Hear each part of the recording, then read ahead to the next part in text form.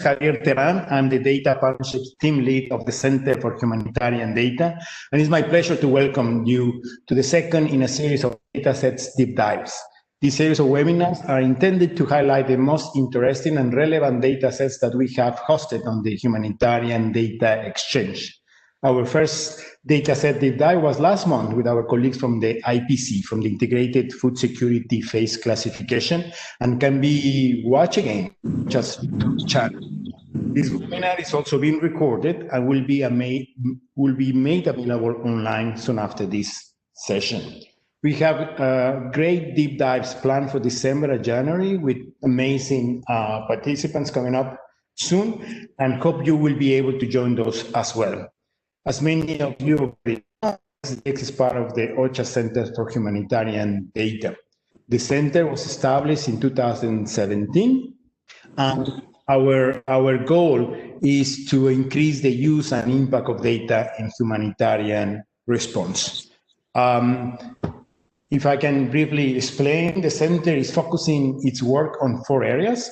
The first one being data services, where the team is working towards increasing the interoperability of data through shared standards and also integrated systems such as HDX. HDX is an open platform for sharing data across crises and organizations. Launched by OCHA in 2014, the aim of HDX is to make data easy to find and use for analysis. We are very grateful with the more than 275 organizations that have been contributing and sharing data on the platform. Another area of work of the center is on data responsibility, where my colleagues are working to increase the trust and cooperation across organizations sharing data in humanitarian response. The work stream on data literacy is working to increase the capability of people to access and use data in support of humanitarian efforts. And last but not least, my colleagues on the predictive analytics work stream are developing new predictive models and supporting existing partner models for use in humanitarian operations. As a recent example of the center's work, I'd like to highlight our COVID-19 Data Explorer. This data visualization was built by our team at the request of key humanitarian stakeholders to help them make better decisions about how and where to distribute humanitarian aid. This visual brings together data from more than 25 different data sources and can be accessed from our HDX homepage that you know very well. Our address is the data.homedata.org. But I don't want to take more time from the panelists today, so let me give a quick overview of the agenda for today, and then I will get out of the way. So today we'll be featuring datasets from the Center for Research on the Epidemiology of Disasters, CRED.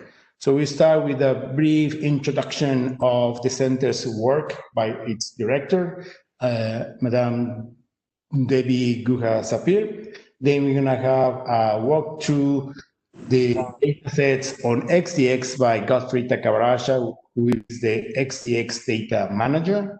We'll follow with a deep dive into the Emergencies Events Database, or in short, MDAT. Gina Bello, who is a database manager and documentalist. And then at the end, we'll have plenty of time to address your questions and your comments. And that session will be moderated by my colleague, Karim El-Bayar. So without any delay, and Karim, I hope Debbie is with us. Is it with us, Karim? If you are there, Debbie, the floor is yours. Welcome to our session and enjoy. Debbie, you're unmuted. So go right ahead. Debbie, you are unmuted. Please go ahead when you're ready.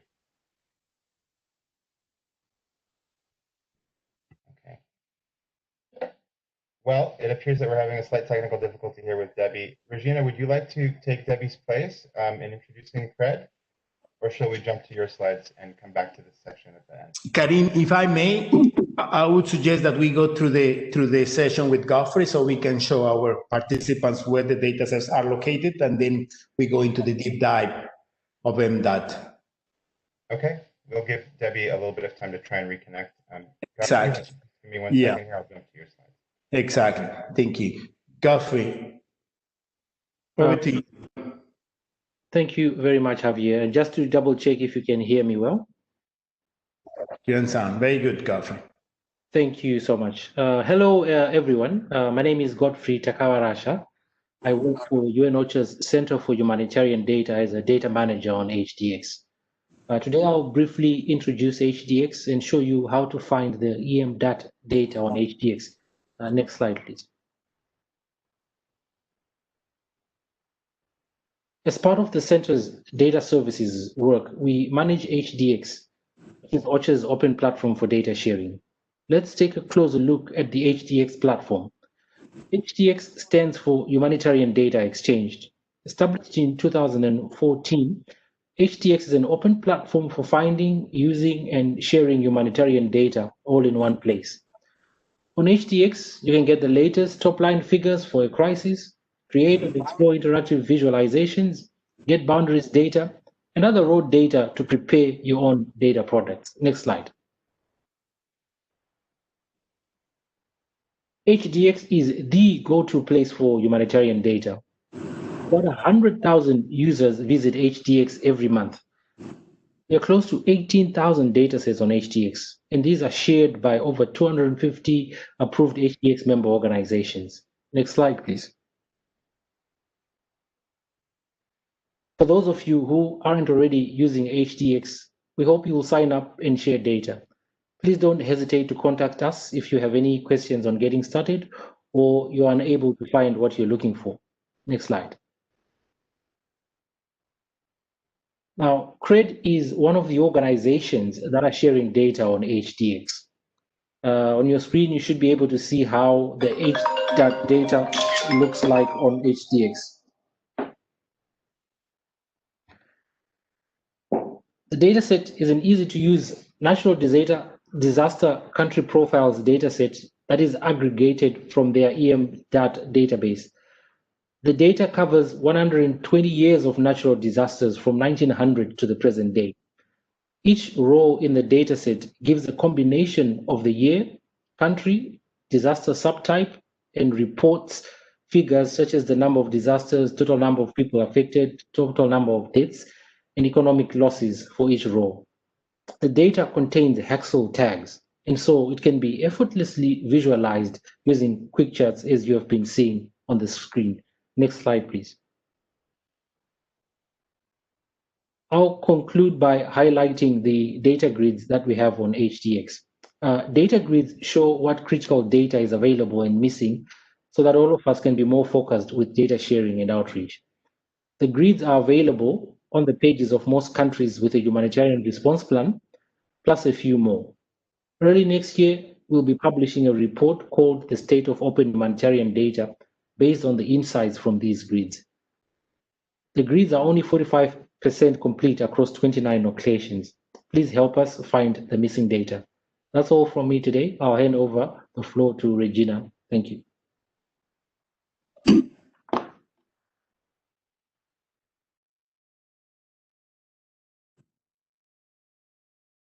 Okay, may I start? Yes, please, Regina. Would you like to do Debbie's slides, or would you like to go ahead and do the slides that you had already planned? If you will go to the next slide, you can go to this next. Okay.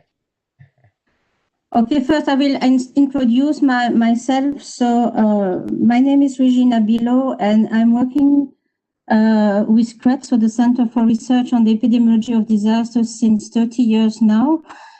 And I am the database manager, so dealing with MDAT since more or less now, I think, over 20 years, I think.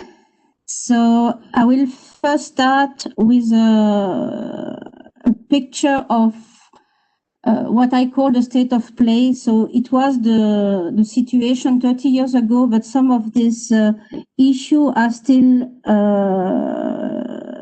still a problem currently.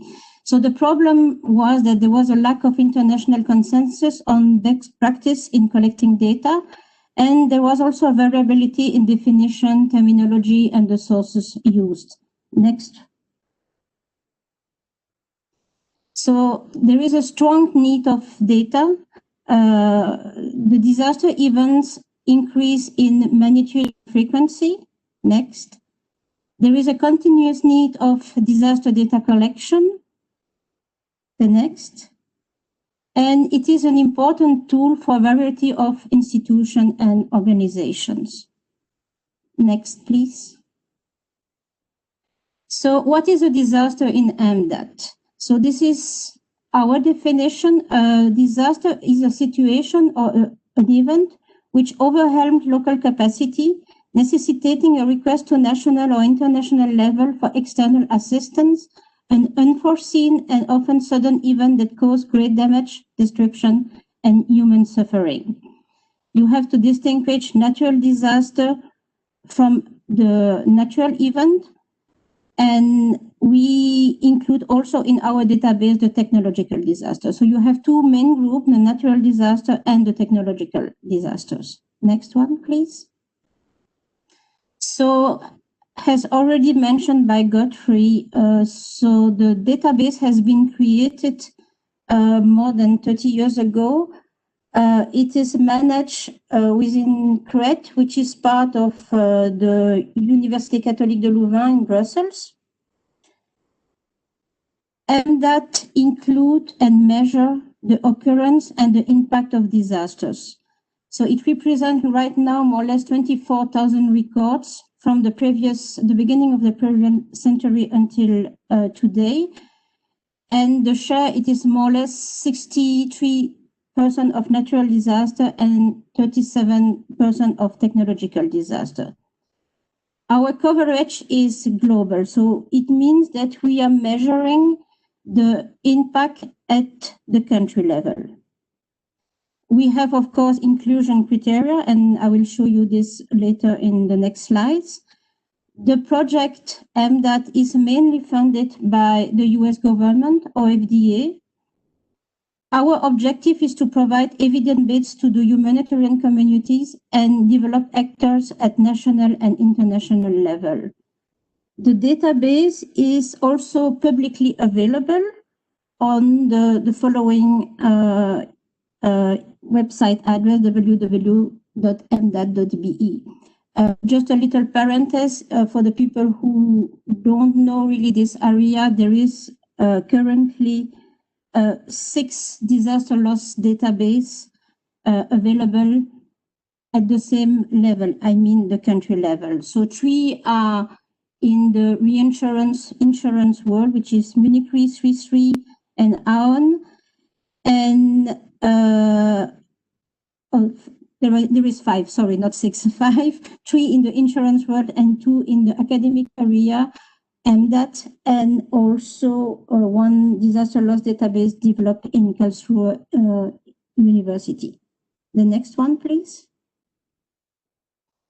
So as I have mentioned before, we don't include each single disaster event in our database. So at least one of the following criteria has to be fulfilled. 10 or more people reported killed, 100 or more people reported affected, a call for international assistance, or a declaration of a state of emergency. Next one, please. So this slide shows a little bit how we work. So each time there is a disaster, we receive an item news from a French agency, France, and then we work with also different sources of information. So the database is validated and updated daily, and we compile our information from different sources according a priority list that we have set up within CRED. Next one. So the source that we are mainly using, the list is not exhaustive, of course, on this slide, but it is just to give you an idea how we prioritize our sources. So we give priority to the United Nations sources compared to the media and the press that you find below the list. We are also using other disaster database for specific disaster type, like the USGS database for the earthquake, Damut Flood Observatory for the flood, the Smithsonian Institution for the volcano, and the WHO for epidemic. So we compile our information from all these different sources of information. The next one, please. So we have set up several years ago a disaster classification with other database, disaster loss database holders. And we came up with an agreement in 2014 to have these 6 subgroups of disasters. So our disaster, if you go in our reports, you will see that we follow this classification with the following subgroups: geophysical, hydrological, meteorological, climatological, biological, and also extraterrestrial, even if there is really maybe 1 or 2 entries in our database, but it's also included. The next one.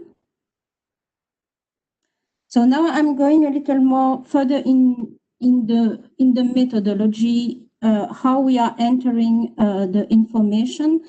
So the information MDAT is entered at 3 levels. So we first enter the information on the disaster event, then the geographical and temporal information on the country or the different countries which has been affected by the same event. And then we introduce or we register all the different sources of information with different figures related to the country and the disaster event. So once this work is done, it goes under a validation process, and then we make the data public. So this is also to emphasize a little bit that MDAT is not a real-time database. So we upload now twice a month a new version, which is available for the public. But with you have always to be careful that current year data are always changing. So the database is not a static one, it is always changing, and especially for the last years or the current years. So the next slide. So this is the same, it's just to show you a concrete example. So you have here a flood which has affected 2 countries, Brazil and Uruguay, with different sources associated to the country and the event. The next one. So at the first level, so the event information, you will find here, I have put the print screenshot of the data entry interface, so it is a little more concrete for you. So we include a unique disaster number, which is a quite important indicator to track a disaster and when some corrections are needed. The disaster type, subtype, the entry criteria, the event name, which is usually used to identify a volcano or storms, the glide number, which is another unique identifier number, and what you see at the end, the DFO, GVP, UHS, is the identifier number from the other database. So we can link easily the information from one database to our. The next one. So at the second level, we introduce the geographical and temporal information, like the start and the end date, the local time, but the local time, of course, it's just for sudden disaster events such as the earthquake, and volcano. Some physical characteristic like the origin and the associated disaster, the disaster magnitude, latitude, longitude of the epicenter, the local time, and also the river basin. The status, whether or not OFDA has replied to this disaster event, if there was an appeal or declaration of of an emergency and what was the aid of contribution. And of course, the geographical information like the country, region, continent, and also in a text format all the information we have on the location. You see that the georeferencing tool, we are georeferencing our data since 2000, is integrated within the data entry interface. The next one. So this is the most important level of information, is where we introduce all the human and economic impact data. So for each event, there will be a sheet which include the following indicators. So the name of the source, the reporting date, the reliability scores, the human impact, it means the number of people dead, missing, the injured, the affected, and the homeless people. We include also the economic impact, economic losses, direct and indirect losses. When it is available, you have to keep in mind that economic losses is still an issue in MDAT, and it represents only 35% of all our natural disaster, which has economic loss data. We put also the infrastructure impact. It means how many houses, bridges, commercial, health center, hospital, schools, farmlands and crops which has been damaged or destroyed. And we mentioned also what were the main sector which has been affected, like where animal lost, problem with industry, transportation, communication, cultural infrastructure destroyed, water and supply, sanitation. At that level, we introduce also electronically, let's say, all our source of information. So what was in an archive paper 10 years ago, now it's more or less systematically entered within the data entry interface. So it's safe paper for one side, and also it is much more easier if other people are working also on the data entry and to cross-check information. You have not to go in to look into all the papers. You can find all the information integrated within the data entry interface. Next one. So this is just to give you the more concrete definition on the human impact. So what we include under dead, missing, affected, injured, and homeless people. So these indicators has been also, like the disaster classification, has been taking also over with the disaster loss group from I cannot pronounce it anymore, IDRDR, to standardize the indicator. So at the first step, we have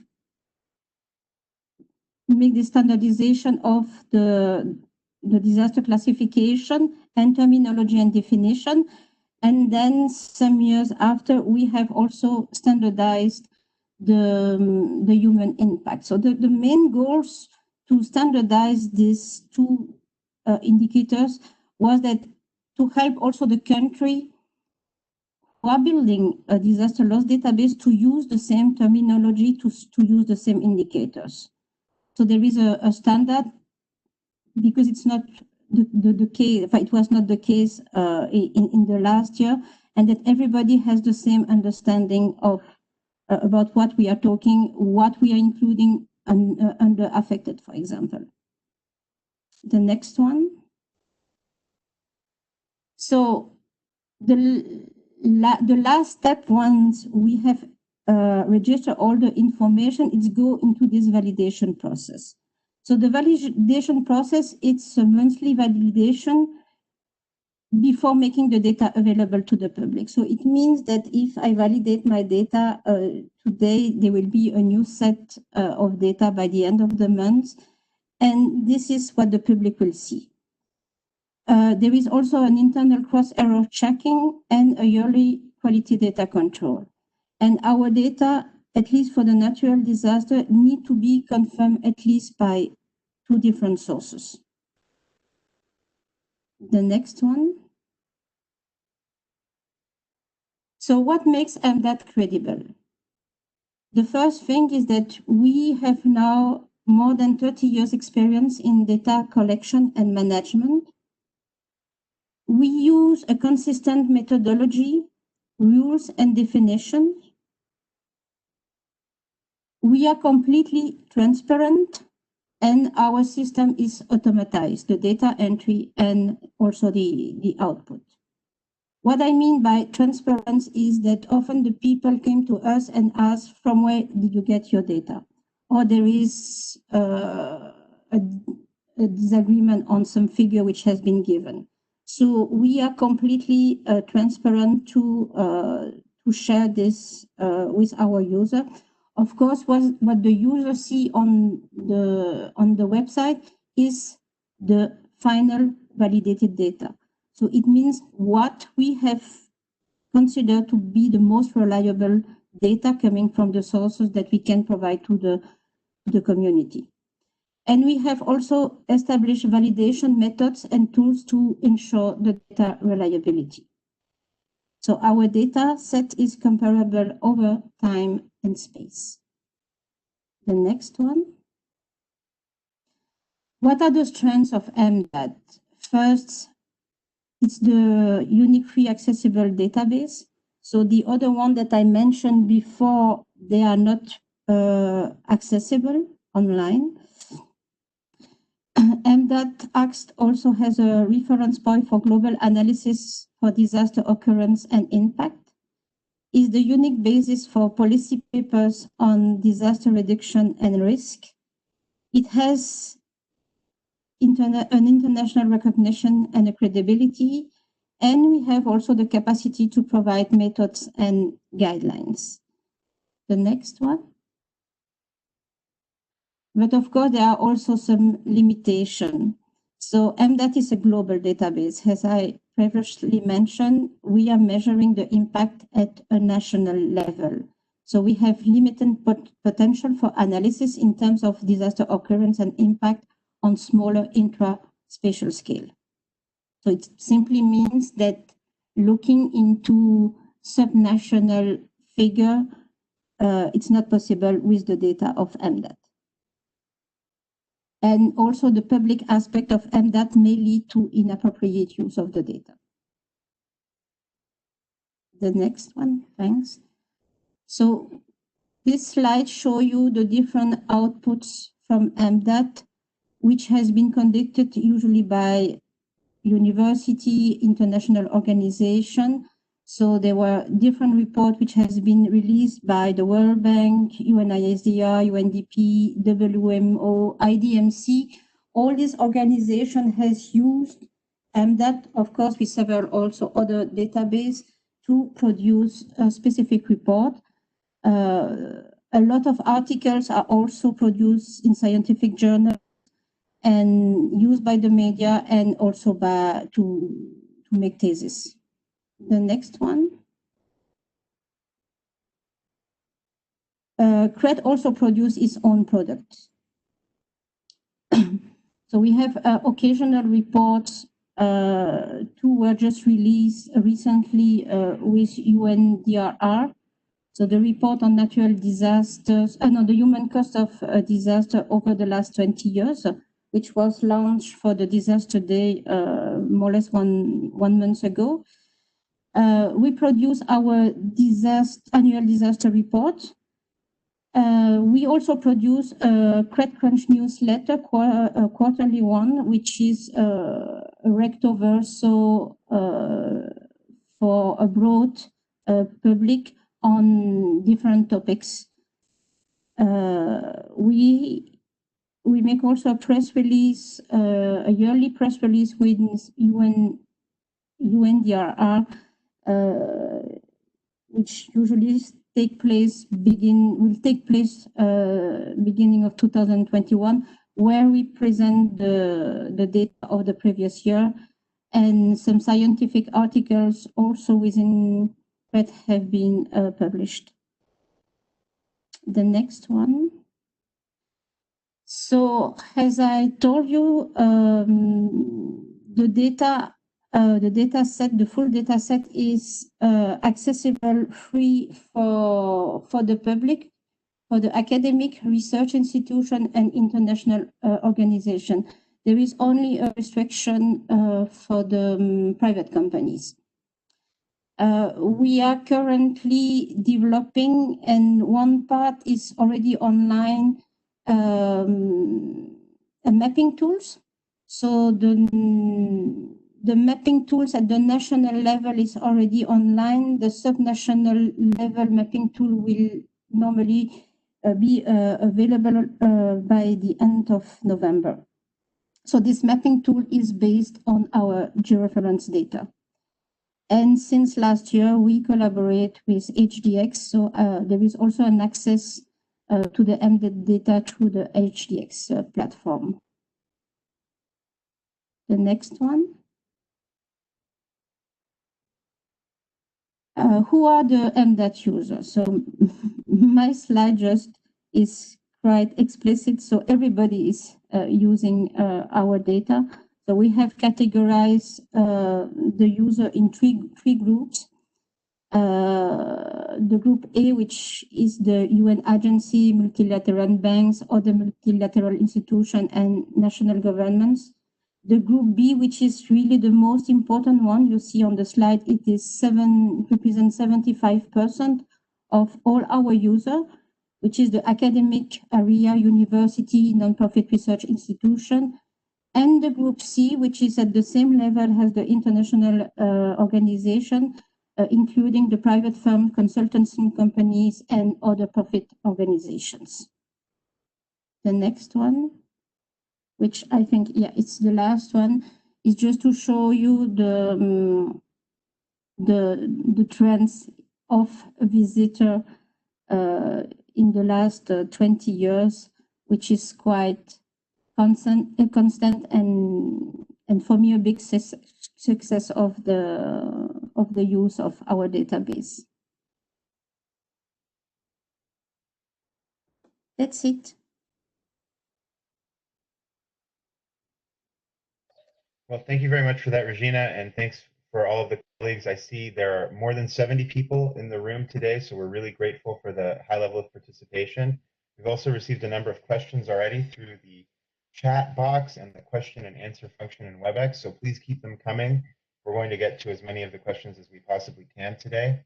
Unfortunately, we've lost one of our panelists to technical difficulties, so a lot of the burden today will fall on Regina, but Regina, I hope that's okay with you and you're ready to answer. We've got tons of questions. I will do my best, but well, I'll just jump right into it here. So our first question is from Roberto Sciano, and he's asking, how has MDAT evolved in recent years to include the geolocalization of disaster?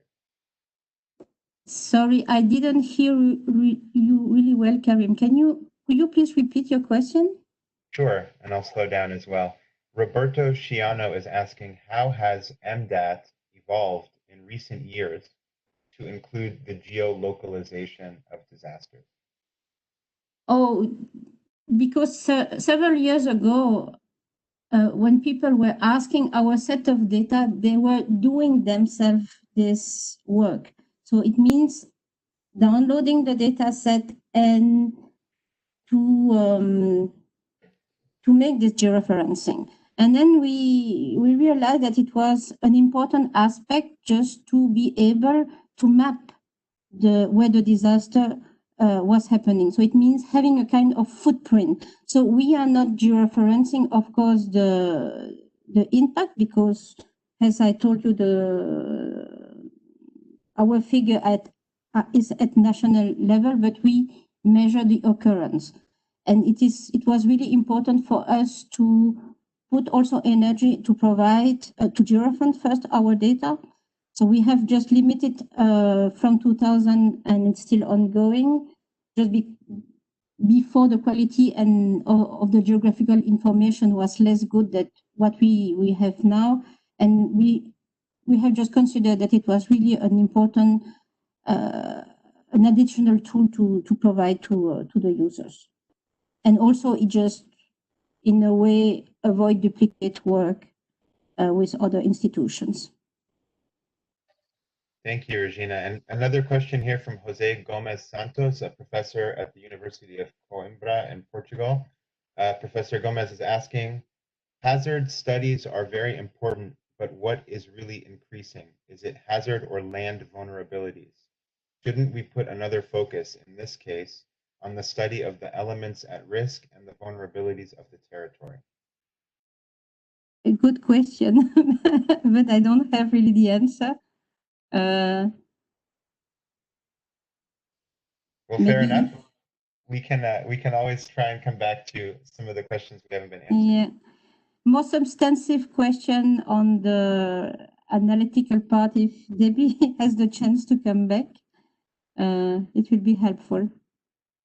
Well, we hope that she'll be able to join us, and I think she's working on that. In the meantime, another question from Roberto. He's asking, what is the methodology for accounting for indirect economic losses? Because economic loss includes both direct damages and indirect. Yeah, no. In our methodology, normally we just include the direct losses. Of course, we don't make our own estimation. So the economic losses data that we get, in general, are coming from the reinsurance companies. It is their domain of expertise, and they normally provide just the direct losses. At the other side, there are other sources of information, and I just take the example of the post-assessment studies made by the World Bank, which are producing huge report on major events like the earthquake in Haiti or the one in Nepal, where you have more detailed information on the direct and the indirect losses. So 10 years ago, when we had this working group on the economic losses, we say, okay, maybe it can be an additional value also to add the indirect losses in our database, but we have to admit that at the end, there is not a lot of information on indirect losses. And you have always to be careful what the people understand from direct and indirect losses and what is really included. So as it is not really our domain of expertise, we just try to be stuck on the direct losses. Thank you very much for that. I have a question now from Jean Bourdziej. Sorry, Jean, I think I killed your last name there. Can you define a geospatial extent for an event which spans across administrative units? For example, actual flood extent, earthquake shake extent, etc. I'm not sure to understand the question. So I think the question is about events that go across multiple geographic administrative units, if your database is able to capture that. But if we follow our methodology, so you might have an event which affect different countries. So the georeferencing will be done by countries, but there will be a way to show on the map that it has affected different countries because we are using the same ID number for the event. That's great. Thank you very much for that. I see that Debbie has joined us by phone. Debbie, are you able to hear me? I can hear you. Can you hear me? Yes, we can. Welcome to the event. Hey. Sorry for the technical difficulties this morning. You made it, baby. Hi. No problem at all. Don't worry about it. Well, you're very welcome. And now to join us as we continue with our questions and answers, we have quite a few here. Our next one is from Richard Sanoga, who asks, one, how would one approach searching on your platform? Is there a functionality for filtering? And two, does it provide functionality for visualization of geographical data? And I think perhaps Javier or Godfrey may want to jump in on that last part as well. Over to you, Debbie and Regina. Yeah, I think there is the person who is asked. Sorry, I didn't get the name, but you can filter the interface allows for quite complicated filters. So you really can filter the data and download the kind of information you want. You can also download the entire database, essentially the entire database, not really fully everything, because we only put on the on public view the data that we have validated. You see, so we are rather careful about what we put. So you can actually, the functionalities are quite diverse and quite complete. Now for the geomapping, we will be putting, I think Regina will be able to give you a more recent update. We will be putting out a mapping facility that will allow you to generate maps from our geolocated data, but maybe Regina has something more to say on that. Yeah, this is what I have already said before. So the mapping tool at the national level, it's already already available for the public. We are working now to finalize the subnational level tool. And the other things that we have to add is that the georeference data, so it means the coding, or this is not available when the people want to download the database. So this is an extra request if they need the different geocode which has been given by even. This is on a special request. Karim, if I can just add to the colleague who asked that question, if there is anything we can help you to filter or to extract any bit of the database, please let us know. We are happy. We know very well the platform. We know how to navigate. So reach out at us. We can help you. I'll try to go through. I think we have more questions than we are able to answer with the remaining time. But our next question here is from Kafkas Kaprazli, who asks, one, how do you avoid double recording of the same event reported at various levels? And two, how are you coping with recording the impact of the ongoing pandemic? So for the Go ahead. Oh, sorry. Please, Regina, go ahead. No, go ahead. You know the first I will let you the pandemic things.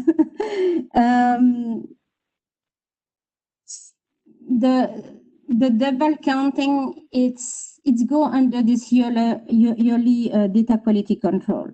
So of course it can happen, and one of the main reason is that you have to take into account that the information that we get, it's not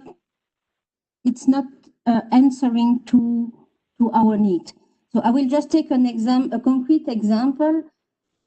One flood in India might be reported as a world event by OCHA, for example. But in other reports, it will be reported as several single small events. So it means that you can have one flood and you can have 10 entries which are corresponding to the same flood. So you have to deal with these statistical purposes, and you have just to be always careful that it is not double counting. So this is why there is still a human being behind the screen reading the report and trying to see. If there is a doubt, then we just don't put this data available for the public until we find a more reliable sources. So this is a constraint, and it is a constraint, I think, in each disaster loss database. Or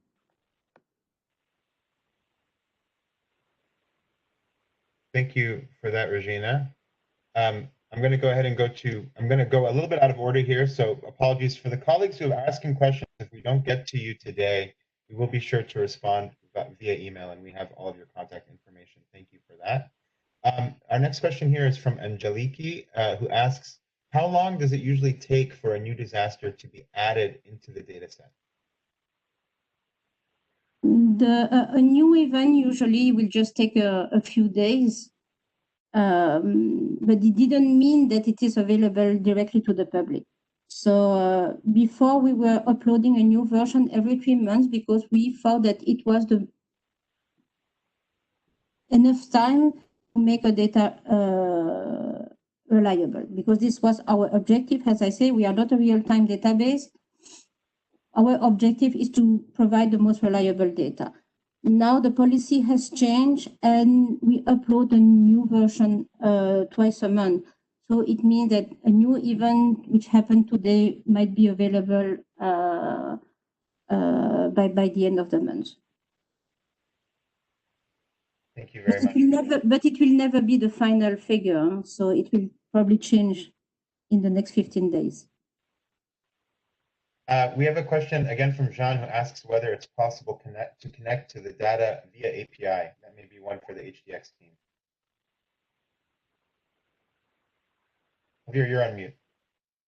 Sorry, yeah, no, definitely. You can now, as we introduce MDAT into HDX, you can easily extract all the data sets that we have on the platform via API. You can send us an email if you need any trouble. Otherwise, we're gonna just copy and paste here the link to our API documentation.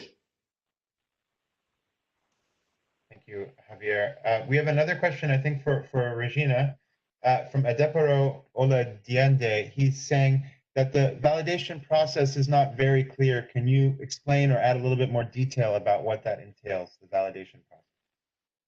The validation process is, I will not say trying, it's trying to get the most reliable from the different figures that we receive. So you have different sources, they are not providing all the same figures. And the objective is having the most reliable, complete figure for that event. Of course, the indicators can come from different sources. I just take an example. Normally, the human impact came always from the same sources, but the economic impact might come from a reinsurance company, for example. So this is the validation process, trying to get the most reliable figure. Thanks very much for that response. Debbie, I want to give you a heads up that we'd like to give you the last 5 minutes of the presentation. So we have about 10 minutes left in the session. I know you can't see your slides since you've connected by phone, but if you want, we'll put them up on the screen. But we'll take 1 or 2 more questions before we give you the last word, since we had that technical issue earlier. In terms of another question to ask here, we have, is the raw data accessible for free only for international organizations, or is it accessible to NGOs as well? That's from Giulio Carpi. It's accessible for free for the international organization and the academic. So it means the group A and B that you have seen on the previous slide. It's only restricted for private companies. So everybody else can log in and get access to the data. But they have to agree on the terms and conditions. And we have a question here that I think may be answered by any one of our panelists today. How does the MDAT database compare to GDAX, ACLED, PRIO, and similar types of databases?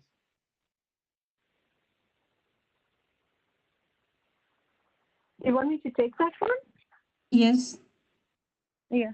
Okay. So, ACLED, wait, hang on, let's see. The PRIO is the battle death thing. ACLED is the violent incidents. GDAX, I forget what it is. I can't even remember what it is. And there was a fourth one, right? I can't remember. So what did you say? GDAX, ACLED, the PRIO battle death database, and there was a fourth one. Anyway, the thing is, MDAT is a very, very different content altogether, completely different from ACLED, which is essentially political violence, incidents of political violence. It has very little to do with natural disasters, nothing in fact at all. And the battle deaths PRIO's database as well. Both of them are very conflict-centric and violent event-centric. The MDAT is not. GDAX, I mean, I know it very well. I've heard about it a lot, but I can't answer right now. But the other main difference between these databases and MDAT is, from what we understand, what we evaluate, is an exhaustive database. So we are really capturing right now, in the last few years, we are capturing all natural disasters which meet our criteria. And that, I think, makes it a different kind of an approach, statistical approach. We have systematic definitions of every single item, every single event, and also all the different variables. So it's a slightly different setup. And most importantly, to answer your question, the content is really completely different. Thank you very much for that, Debbie. I think now with 7 minutes left in our session today, we'd like to give you the floor for a few moments. I know that you can't see our screens, but we are going to share the slides that you have provided to us earlier. And maybe you can just give us that introduction, the overview of what that actually is, and we'll give you the last word. So over to you, Debbie.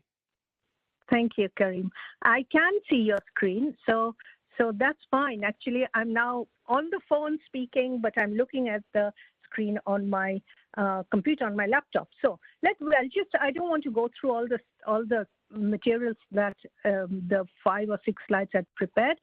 I'd like to really concentrate the end of the session on the users of MDAT. I know there's a very wide user group in the world of MDAT, but I would like to just focus in a little bit on the users of MDAT and the main users of MDAT that I hope the audience can relate to a certain extent. One is for advocacy. Advocacy, and it's used very widely by the big multilateral and regional organizations for advocacy for investment in DRR. So how do you argue with national governments, with policymakers, with the World Bank, and so on and so forth? It's by using data to say that it is in fact, hurting a lot of people, it's killing a lot of people, it's taking the livelihoods off of a lot of people, and here are the numbers. The second use is policy support. So you want to change policy on heat waves, whether there is very little policy, very little effective policy. You want to change policy on heat waves, you want to change policy on storms or something like that, you back your position with numbers. You go to the government or you make policy papers and you show them numbers. And the third is on research. A very large part of our clientele, as it were, are researchers, people who use it for climate change research, extreme research, or even now more and more on socioeconomic impacts on research. So that helps with target setting, with risk identification. Next slide, please, Karim, or whoever it is.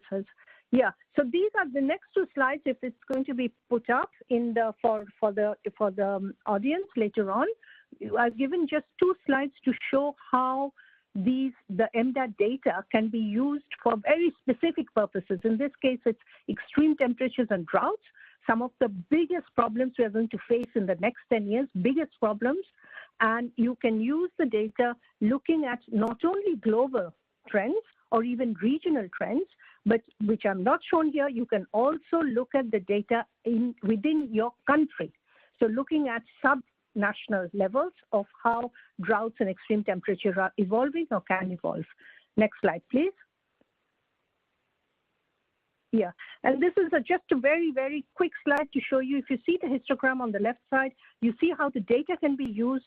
If you standardize it, the red bars are standardized economic losses over GDP, and the green thick bars are absolute values. And if you look at the two, if you look at the red bars and you look at the green bars, you see that the pattern is just the opposite, really just the opposite. On one, it's going up in one direction, and the other is going down in the same direction. So it's just the opposite. And this is why the data is important, because if you don't use data in a proper way, you get a completely misguided idea of what is going on. My last slide, please. Next, Karim. Thank you. So the challenges that we are facing right now, we have 3 challenges: the quality of data, outbreak and economic loss reporting. This is a very, very big challenge for us. We are facing a lot of problems with that. And the third is disaggregated data by location, age, and sex. We are not doing, it's a big barrier for us. We are hoping in the next 5 years to be able to deal with this much better. So these are the 3 areas where we are trying to make the major improvements in the next 5 years. The quality of data, we need a consortium of field partners. So if there are people in this audience who would like to participate in joining a consortium of field partners, with a standard reporting system, we would be very welcome to hear from them. I will end with that. Karim, trying to keep to your timing. Thank you very much, Debbie and Regina. I'm going to give the closing remarks now for Javier Terán, who is, of course, the lead of our data partnerships team. So Javier, over to you. Thank you, Karim, and thank you, Debbie and Regina, for the presentation. This is super interesting, and I'm very sure MDAT data on HDX will be very, very popular. It's already very used by many of our colleagues and partners. Just to mention a few of them: IDMC, UNSDR, the Inform colleagues. There's a lot of people interested on this data, so I'm sure we'll be very, very on demand on HDX. So thank you all. I just take also some of the words that you said, Debbie, in your presentation, how our colleagues and our community can use this data either for advocacy, for evidence, for research. And it's very important that they look at the methodology, the limitations, the caveats perhaps of the data that you are reporting. It's very important, especially when you take or you make decisions. So that's very important, and it's also a very important component on HDX dataset. So I really refer to all of you to look at the metadata in the dataset that you find on HDX. So this session will be recorded, so by all means, reach out at Regina, Debbie, Godfrey, myself, for any question about how to access this data, how to download it, how to navigate through HDX. We'll be more than happy to help you and to solve any question that you may have. And stay tuned with us. As we said, there are datasets deep dives webinars planned for the next months. Exciting datasets to be reviewed and go deep dive on them. So stay in contact with us. So I think that's all from my side. Karim, over to you. That's it. Thank you, everybody. And as we said, we will be sure to respond to all who have asked questions that were not responded to. We'll connect with you via email, and we'll look forward to seeing you at next month's deep dive. We have a third one planned, and more on that soon. Thanks, everyone. Have a great day. Thank you, everyone. Bye for now.